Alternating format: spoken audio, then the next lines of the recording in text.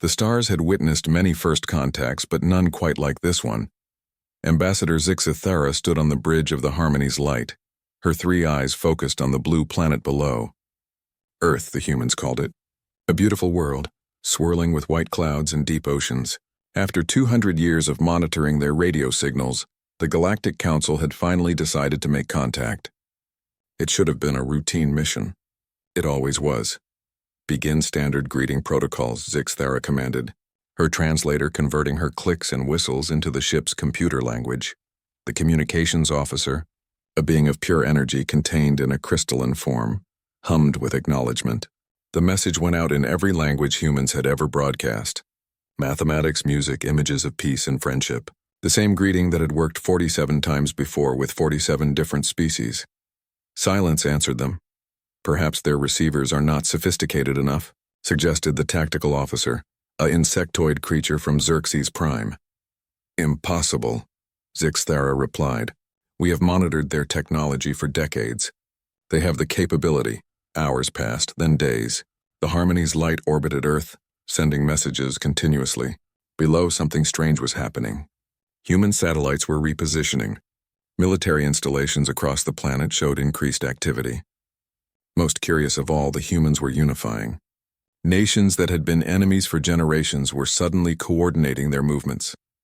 Zixithara felt a strange sensation in her primary stomach. Was it possible they understood? No. No species had ever understood before their first contact. The process was too carefully managed. On Earth, in a bunker deep beneath the Rocky Mountains, General Sarah Chen studied the alien ship through a dozen different sensors. Around her, representatives from every major nation watched the same screens, the translator chips embedded in their ears. Gifts from the incident 15 years ago allowed them all to communicate perfectly. They are following the pattern exactly, said Dr. James Rodriguez, the chief xenologist. He pulled up a holographic display showing the alien probe humanity had secretly recovered in 2010. The probe's databanks contained their entire first contact protocol. This is step 1, the friendly greeting, and step 50, asked Premier Wu from China. Our cultural identity ceases to exist, Rodriguez said quietly. By step 100, we are a member species of their council. By step 200, our children cannot remember what it meant to be human. General Chen's jaw tightened. Recommendations? Silence, said President Okonkwo of the African Union. We give them nothing. No response. No acknowledgement. We show strength. They will try atmospheric entry next, Rodriguez predicted. Their protocol demands physical contact. Then we will be ready, Chen said. The days turned into weeks. The Galactic Council's patience was wearing thin. On Concordance Prime, the vast space station that served as the Council's seat of power, emergency sessions were being called. This had never happened before. Species were supposed to be eager, excited, curious. They were supposed to welcome the Council with open arms. Send a shuttle, ordered High Coordinator Vex, a being so old that his species' name had been forgotten. Attempt landing. Bring gifts. Perhaps they need physical proof of our intentions. Zixithara personally led the shuttle down through Earth's atmosphere. The small craft was unarmed, filled instead with samples of technology, medicine, and art from across the galaxy. Surely the humans would understand. They understood perfectly. The shuttle's sensors screamed warnings as hundreds of weapons locked onto it. Radar, laser targeting, quantum trackers, technologies that should not exist yet. The shuttle had barely entered the stratosphere when the first warning shots flashed past, close enough to heat the hull. Pull back, Zixithara ordered, her 3 eyes wide with shock. Emergency ascent. The shuttle climbed rapidly, chased by missiles that stopped just short of intercept range. The message was clear. You are not welcome here. On Concordance Prime, the Council gathered in full session for the first time in a decade. 47 species representing civilizations spanning the galaxy watched the footage in stunned silence. This is unprecedented, whispered Trade Minister Klin. They fired on a diplomatic mission. They fired near it, corrected Military Coordinator Krell, a massive being covered in thick armor plating. A warning. They have discipline. That makes them dangerous. Dangerous, laughed Ambassador Prill from the Voxan Confederacy. They have barely left their own moon. Their weapons are primitive. If they will not accept diplomacy, We should move to standard integration protocols immediately. Agreed, said several voices. Analyst Vera, a young member of the Civari species, watched from the public gallery. Something felt wrong about this. She had studied integration records as part of her training. She had always been told that species welcomed the council. That integration was peaceful, but the humans did not look like they wanted to be saved. They looked like they wanted to be left alone. On Earth, every television, every computer screen, every device capable of displaying information suddenly showed the same thing. A message, broadcast on every frequency in every human language. You have 48 hours to leave our solar system. This is your only warning. Humanity has no interest in your council. We have no interest in your integration. We have no interest in your friendship. Leave now, or we will make you leave. The transmission ended. But before it did, there was something else. A data packet, enormous in size, that downloaded itself into the council's communication systems before their security could block it. Zixathera stared at her screen in horror. The humans had not just decoded the council's communications. They had been monitoring them for years, maybe decades.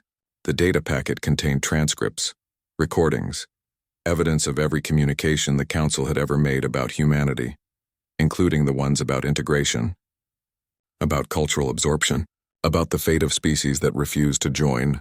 How? Zixathera whispered. How is this possible?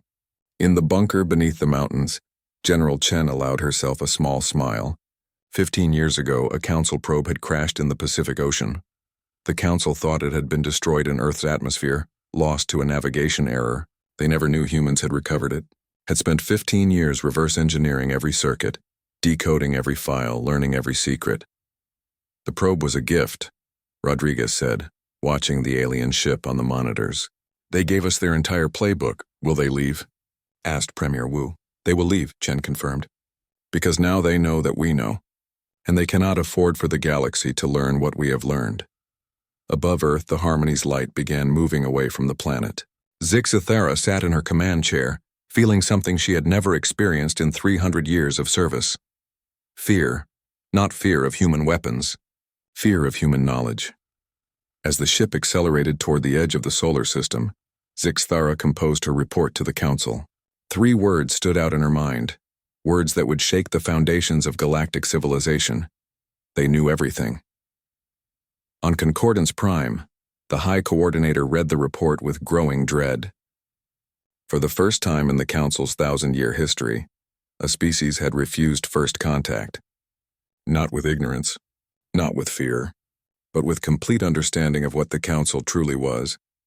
Analyst Vera, reading the same report from her junior station, felt her world shifting. If the humans knew, if they had proof, then everything she had been taught was a lie. The Council was not benevolent. Integration was not peaceful. And somewhere in the depths of her conscience, a question formed. What else had they been lying about? In the darkness of space, the Harmony's light jumped to faster-than-light travel, fleeing the Sol system. Behind them, Earth's lights glittered like a jewel in the darkness. A jewel that had refused to be claimed. Humanity had spoken. And for the first time in a very long time, the Galactic Council trembled. The emergency session had been going for 3 days. Concordance Prime, the massive space station that housed the Galactic Council, had never seen such chaos. Representatives from 47 species argued, shouted, and demanded answers, all because of one small blue planet. Ambassador Zixathera stood before them, her 3 eyes tired from lack of rest. The humans have rejected all contact. They have threatened military action. And most critically, they have accessed classified council communications dating back over a century. The chamber erupted in noise. High Coordinator Vex, ancient and terrible, raised his withered hand for silence. The room obeyed. How much do they know? His voice cracked like breaking ice. Zixathera's skin changed color, a sign of deep distress in her species. Everything. They know about the integration protocols. They know about the cultural absorption programs. They know what happened to the species that refused to join. That is impossible, snapped Trade Minister Klin. Our security systems are the most advanced in the galaxy. Apparently not advanced enough, said Military Coordinator Krell. The massive warrior leaned forward, his armored plates scraping against his seat. The question now is what we do about it. Analyst Vera watched from the upper galleries where junior staff were permitted to observe. Her mind raced with questions. Integration protocols, cultural absorption, species that refused. These were not terms she had learned in her training. The Council was supposed to be a peaceful alliance, a union of willing partners. She pulled up her datapad and began searching the public archives. Integration was described as peaceful cooperation and mutual advancement. But the humans clearly did not see it that way. Why? We should enforce standard protocol, said Ambassador Prill. Economic sanctions, communications blockade, then peacekeeping forces, the same process we have always used. The same process that has always worked, added Minister Klin. The humans will have no choice but to negotiate. Krell's laugh was like grinding metal. You still do not understand. The humans are not afraid of us. They are prepared for us. He activated a holographic display that filled the center of the chamber. Images appeared, pulled from long-range scans. Human weapon satellites positioned throughout their solar system. Asteroid bases hollowed out and fortified. Ship construction facilities on their moon and Mars. Most alarming were the energy signatures, unfamiliar patterns that suggested new technologies. They have been preparing for this, Krell said. While we watched their television broadcasts and listened to their music, they were building defenses. They knew we were coming. How? Demanded several voices at once. Does it matter? Krell countered. What matters is that they are not primitive. They are not defenseless. And they are not ignorant of our methods. High Coordinator Vex studied the images in silence. Finally, he spoke. Ambassador Zixathera, you said they accessed our communications. What exactly did they take? Zixathera's color shifted again. Integration files for the last 208 species to join the Council, including the 12 that initially refused. The chamber fell silent. Even Vera, who did not fully understand the implications, felt a chill run through her body. The 12 refusals, whispered someone in the crowd. It was spoken like a curse. Vera's fingers flew across her datapad. The 12 refusals. The term appeared nowhere in public records. But in the whispers and rumors among junior analysts, there were stories. Species that had vanished, civilizations that existed in fragmentary records, then nothing. She dug deeper, using her security clearance to access older files. What she found made her hand shake. The Kaleth. Last contact 847 years ago. Status integrated. But their planet was now listed as uninhabited. Their culture preserved only in museums. The Vryn Collective. Last contact 692 years ago. Status integrated. Their 3 worlds were now colonies populated by other species. The pattern repeated 12 times.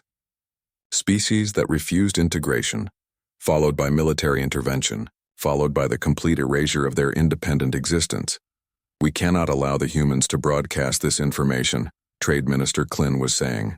If other species learn the full details of integration, the Council could fracture. Then we move quickly, Krell said. We establish a blockade around their system. We cut off all communications. We make it clear that they will join, or they will be isolated until they have no choice. And if they resist the blockade? Asked Zixathera quietly. Then we remind them why 47 species chose to join willingly.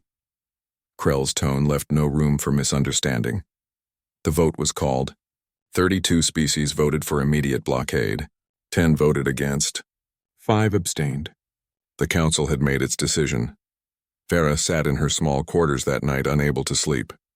Her datapad glowed in the darkness, filled with files she should not have accessed. Files about the 12 refusals. Files about integration protocols that looked more like conquest strategies. Files about cultural dissolution programs designed to erase languages, traditions, and identities. Everything the humans claimed was true. She thought about her own species. The Sivari. They had joined the Council 200 years ago. She had been taught that it was a glorious moment, a willing partnership. But now she wondered, had the Sivari been given a real choice, or had they simply been smart enough to accept when they saw what happened to those who refused? Her communicator chimed. A private message, heavily encrypted. She hesitated, then opened it. Analyst Vera, we know you have been accessing restricted files. Do not be afraid. There are others like you, others who question. Meet us in Observation Deck 7, come alone. Delete this message. She should report this to security. It could be a trap. But something in her core, Something that had been awakening since the humans said no told her to go. Observation Deck 7 was empty when she arrived, or so it seemed. Then figures emerged from the shadows. 3 of them from different species. A Voxen, a crystalline luminar, and an elderly Taraxian. "You found the truth about the 12, the Voxen said. It was not a question. "Who are you?" Vera asked, her hand near her emergency beacon. "We are council members who remember what we once were," the Taraxian said. His voice was sad. "I am old enough to remember when the council truly was a partnership, before it became an empire. The humans have done something remarkable," the luminar chimed, its crystalline body resonating with each word. "They have said no, and they have survived saying no." "Do you understand what that means?" Farah thought about the files, about the 12 refusals who had said no and been erased. "It means the council is afraid." "Yes," the Voxen said. "For the first time in centuries, the council is afraid. Because if one species can refuse and survive, others might try. The entire system could collapse." "What do you want from me?" Vera asked. "We want you to keep watching," the Taraxian said. "Keep learning. The humans have started something that cannot be stopped. Change is coming to the galaxy. The only question is whether it will be peaceful change or bloody change. And if the council decides to destroy the humans like they destroyed the 12, Vera's voice was barely a whisper. "Then we will know, finally and completely, what the council has become," the luminar replied, "and we will have to choose what we are willing to do about it." They left her then, disappearing back into the shadows. Vera stood alone in the observation deck, looking out at the stars.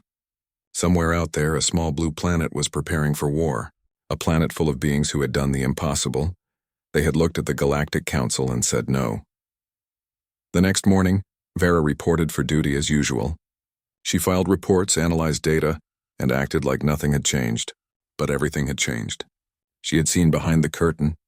She had learned the truth, and somewhere in the depths of her conscience, a decision was forming. When the time came when the council made its move against humanity, she would have to choose a side. The question was, did she have the courage the humans had shown? Only time would tell. In the council chambers, orders were being issued.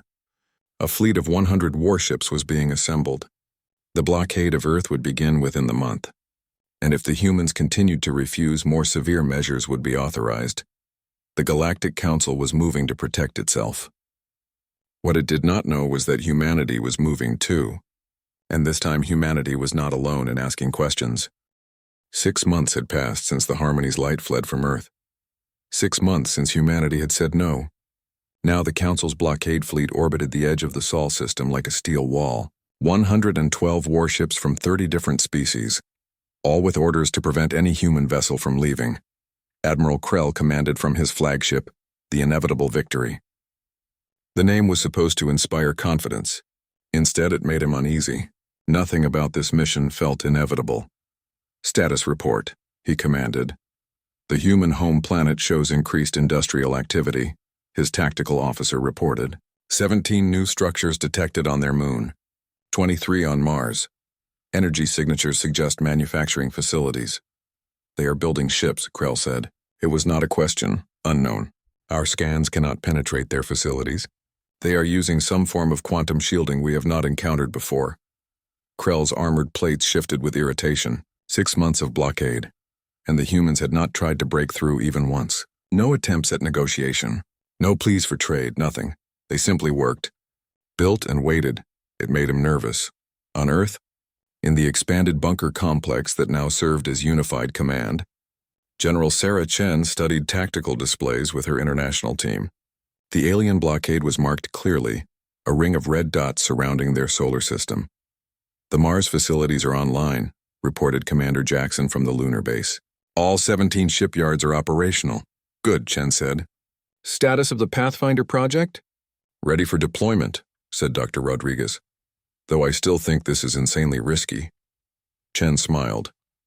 "When has that ever stopped us?" The truth was, humanity had been busy during the blockade. The recovered alien probe from 15 years ago had given them more than just communication protocols. It had given them the foundations of faster-than-light travel. Human engineers had taken those foundations and built something new, something better. "Launch the Pathfinders," Chen ordered. "Let's see if our theory works." 23 ships launched simultaneously from hidden facilities across the solar system.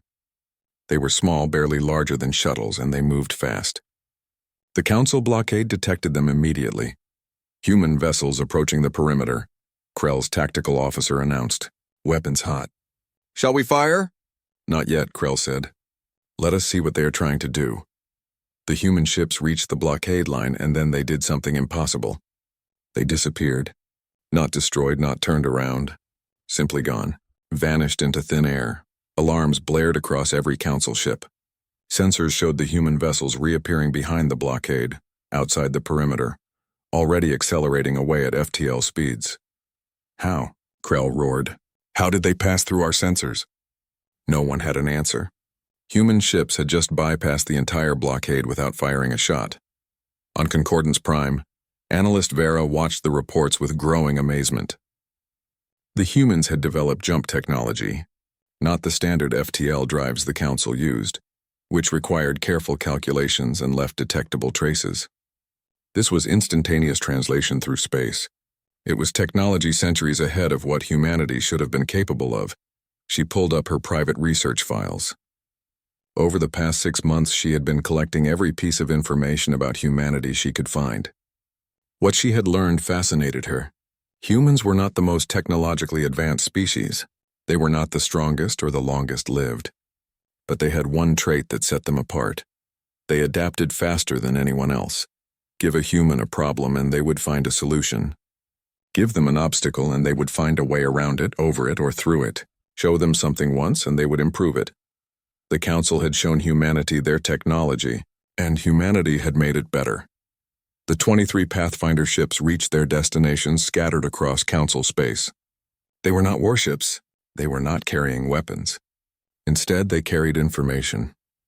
On 47 different worlds, capital cities woke to find their networks flooded with broadcasts. Videos, documents, audio files, all translated into local languages. The complete history of Council integration programs. The fate of the 12 refusals. The truth about what joining the Council really meant. Captain Elena Rodriguez commanded the Pathfinder 7, broadcasting from orbit around the Siviri homeworld. She had volunteered for this mission knowing she might not return.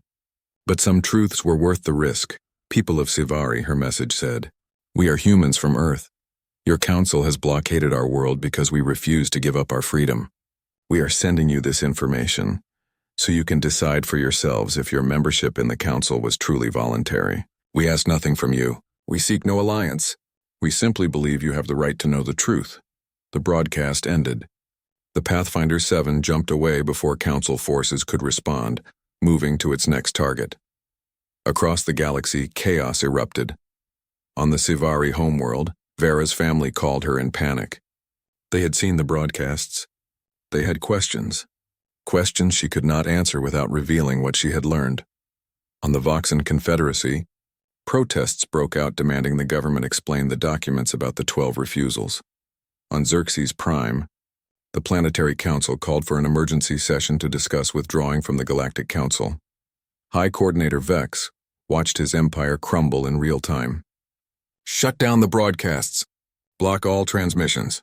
We cannot, his communications officer said helplessly. The human ships are using quantum encrypted channels. By the time we locate the source, they have already jumped to a new location, and the information is already spreading through local networks. We would have to shut down planetary communications entirely. Then do it, Vex shouted. On 47 worlds simultaneously, the member species would revolt. Vex slumped in his chair, suddenly looking every one of his thousands of years. The humans had found his weakness. The Council's power came from controlling information, and humanity had just released all that information at once. Trade Minister Klin burst into the command center. 8 species are demanding immediate audiences. 3 are threatening to leave the Council. The Taraxian ambassador just transmitted his resignation. How many ships do we have at Earth? Vex asked quietly. 112. Send them all. Tell Krell to end this. Now. Before we lose everything. In the Sol system, Admiral Krell received his orders with grim satisfaction. He had been arguing for direct action since the beginning. Now finally he was authorized to act. All ships battle formation, he commanded. We are moving into the human system. Prepare for combat operations. The Council Armada advanced, weapons charged, shields raised. They expected to find a few dozen primitive human warships, maybe 100. They expected fear and surrender. They found neither. As the Council fleet crossed into the inner solar system, sensors detected something unexpected. The asteroids were moving. Not drifting on natural orbits, moving. With purpose, evasive maneuvers. Krell shouted, but it was too late. Humanity had not built a traditional fleet. They had weaponized their entire solar system. Asteroids equipped with engines and guidance systems became missiles the size of mountains. Hidden bases activated railguns capable of accelerating projectiles to relativistic speeds. Mines, satellites, and autonomous drones filled space with a web of overlapping defensive zones. The Council ships found themselves in a shooting gallery, and they were the targets. Return fire, Krell ordered. Council weapons blazed, destroying drones and satellites by the dozens. But for every one they destroyed, 2 more appeared. And the asteroids kept coming. Too massive to stop, too numerous to avoid. The inevitable victory shuddered as a railgun slug tore through its shields. Warning alarms shrieked across the bridge. Shields at 40%. Hull breach on deck 7 and 8. Pull back. Krell made the decision that would haunt him. All ships retreat to the perimeter. The Council fleet fled, leaving behind 11 destroyed ships and 37 damaged ones. They had not even seen a single human warship. On Earth, General Chen watched the alien retreat with satisfaction. Hold the line. Do not pursue. We have made our point. They will come back, warned Dr. Rodriguez. Yes, Chen agreed, but now they know the price of attacking us. And every species in the galaxy just watched them fail. On Concordance Prime, Vera made her decision. She copied every file she could access onto a secure drive. Files that proved everything the humans had claimed. Then she composed a message to Captain Elena Rodriguez. You gave my people the truth. Now I will give you something in return. The Council has a doomsday weapon, designed to destroy planets that refuse integration. They have never used it because the fear alone has always been enough. But now they are afraid of you.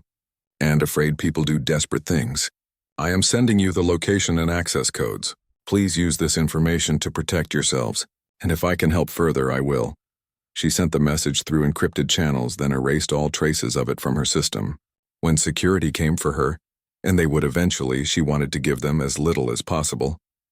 Vera looked out at the stars one last time from her office window.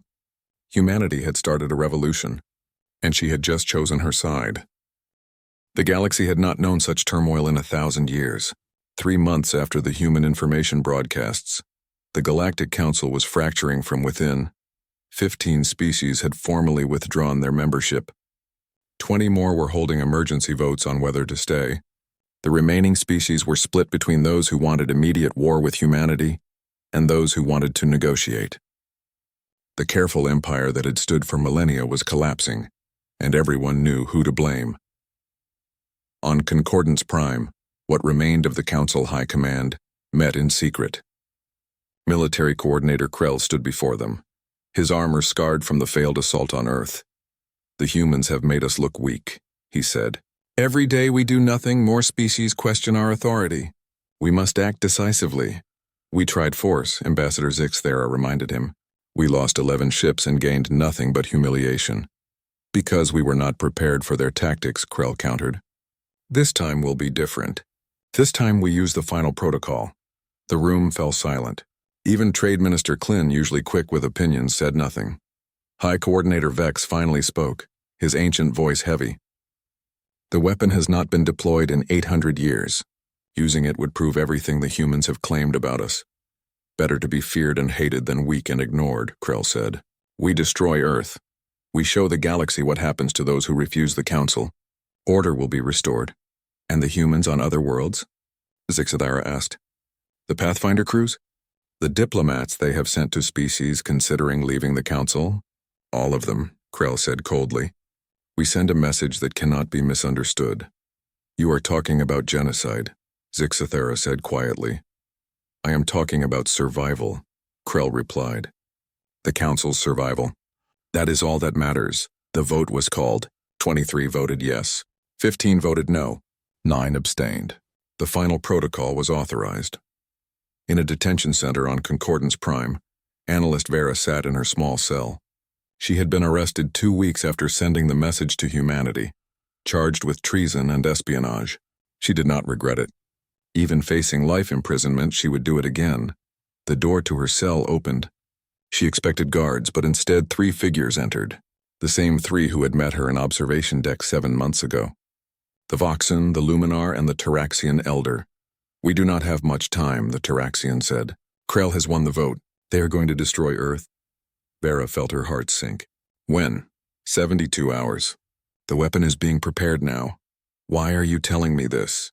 Vera asked. "I cannot do anything from here." "You already did," the Luminar chimed.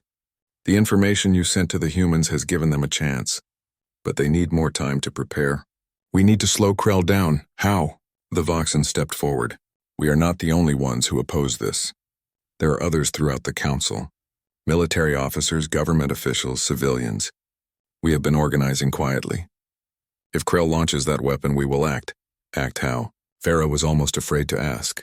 "Civil war," the Taraxian said simply. "The Council will split completely. Those who believe in what we once stood for against those who have corrupted it into an empire. That will destroy everything," Vera whispered. "Everything is already destroyed," the Taraxian replied. "The humans just made it visible. Now we choose what we build from the ruins." They left her then, but not before deactivating the lock on her cell door. She could escape if she chose. But where would she go? On Earth. The message from Vera had given humanity the information they needed. The Doomsday weapon, called the Hammer of Concordance, was a massive device capable of destabilizing a planet's core. Once activated, it would cause earthquakes, volcanic eruptions, and eventually total planetary destruction. It had been used 12 times, always against species that refused integration. General Chen stood in unified command, surrounded by the best minds humanity had to offer. "Can we stop it?" "Not conventionally," Dr. Rodriguez said. "The weapon operates on principles we barely understand. It manipulates gravitational fields at the quantum level. Then we need to think unconventionally," said Dr. Yuki Tanaka, who had led the team that developed humanity's jump drive. "We cannot stop the weapon. But we can move the planet." Everyone turned to stare at her. "Move Earth?" Chen said slowly. "You cannot be serious." "I am completely serious," Tanaka replied, pulling up holographic calculations. "Our jump technology works by creating a bubble of altered space-time. We have only used it on ships because the power requirements scale with mass. But if we network every reactor on Earth, every solar collector, every fusion plant, we might generate enough power for a planetary-scale jump." "Might?" Commander Jackson emphasized the word. 73% probability of success, Tanaka said. "The alternative is 100% probability of extinction." "How far could we move?" Chen asked. "Not far. A few million kilometers at most. But it would be enough to throw off the weapon's targeting. And it would prove to the galaxy that humanity can do the impossible." Chen looked around the room at faces from every nation on Earth. This was no longer about countries or borders. This was about survival. "Do it," she said. "And somebody send a message to our friends in the Council. Tell them to get ready. Because after we do this, everything changes." The next 72 hours were the most frantic in human history. Every power source on Earth was networked into a single massive grid. Engineers worked without sleep to install the jump field generators at key points around the planet. Civilians were evacuated to underground shelters, told only that a dangerous test was being conducted. In orbit above Earth, a small fleet of 30 human warships took up defensive positions. They were not enough to stop Krell's armada, but they would buy time if needed. Captain Elena Rodriguez commanded the flagship, the Defiance. She had returned from her information missions to find humanity preparing for the impossible. It seemed appropriate. Humanity specialized in the impossible. "All ships report ready," her tactical officer announced. "Good," Rodriguez said.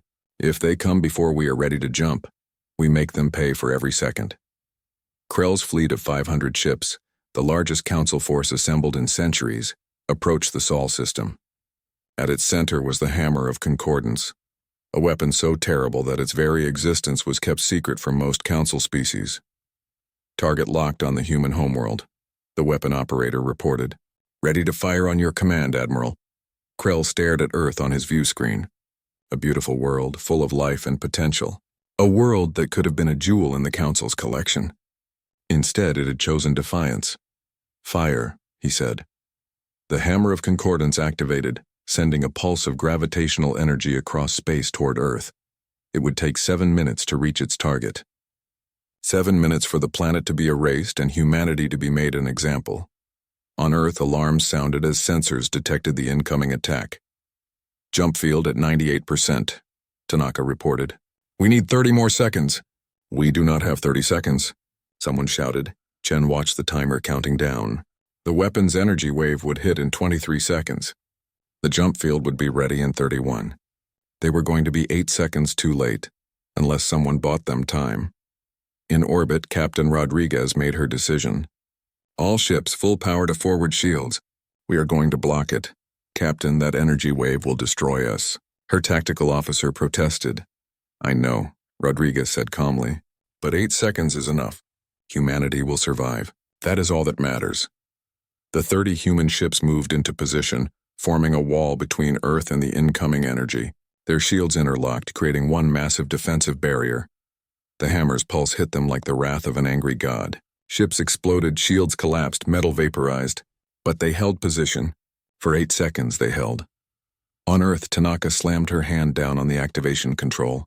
"Jump field at full power. Initiating displacement in 3, 2, 1 now." Reality twisted. For a fraction of a second, Earth and everything on it existed in 2 places at once. Then the jump completed. Earth reappeared 3 million kilometers from its original position. The remainder of the hammer's energy wave passed harmlessly through empty space where the planet had been moments before. In orbit, 12 ships survived, though all were heavily damaged. 18 had been destroyed. Captain Rodriguez was not among the survivors, but humanity lived. And the galaxy watched in stunned amazement as Earth jumped through space. On Concordance Prime, the Resistance made their move. Government buildings were seized. Military commanders opposed to Krell refused his orders. The carefully organized conspiracy revealed itself, and the council split. In her cell, Vera heard the explosions and knew it had begun. The galaxy would never be the same. Krell stared at his view screen in disbelief. The humans had moved their entire planet. It was impossible. It was insane. It was exactly what humans would do. "Admiral, we are receiving reports from across Council space," his communications officer said. "Military units are refusing orders. Planetary governments are declaring independence. We have open rebellion in over 30 systems." Krell's grand plan to restore order had done the opposite. He had proven humanity's point. The Council would destroy anyone who refused to submit. And now the galaxy was choosing to refuse. The Civil War lasted 6 weeks, but it felt like years. Across the galaxy, the Galactic Council tore itself apart. Species that had been members for centuries fought those who wanted to preserve the old order. Space stations became battlefields. Trade routes turned into war zones. The careful civilization that had stood for 1,000 years collapsed into chaos. Admiral Krell made his final stand at Concordance Prime.